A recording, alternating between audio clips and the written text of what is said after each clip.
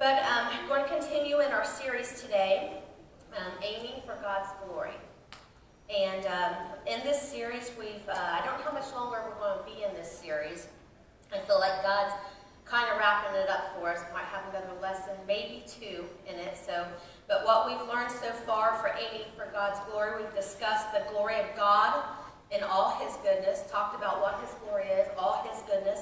We talked about the glory of God's jealous love, which proves two things to us: His immeasurable love towards us, and His faithful love to preserve the bond of His people who are precious to Him, to bring them towards Him.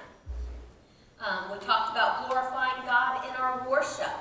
And in doing so, God requires a few things from us: a heart of gratitude that reflects true worship in Him, and also a heart of humility, which also proves true reverence towards Him. We have to come to Him in humility. Glorifying God in the midst of sorrow was our previous lesson that we studied, and it is admittedly challenging, but doable. We can do that even when we have sorrow and pain, trials, whatever we're going through. But there's some key points to remember in that surrender is key to God. We have to have surrender. And there's those battles that we take on sometimes that just seems harder than the last.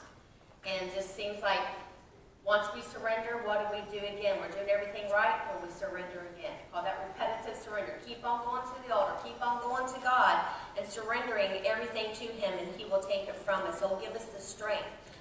Daily faith choices. It's a faith-focused walk, not a trial-focused walk. We serve a compassionate God, and we need to grasp the idea, Kathy, that God knows and cares about every tear we shed. We talked about our tears in a bottle and how our tears are precious to Him.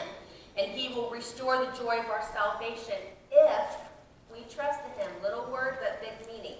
So we have to trust in Him.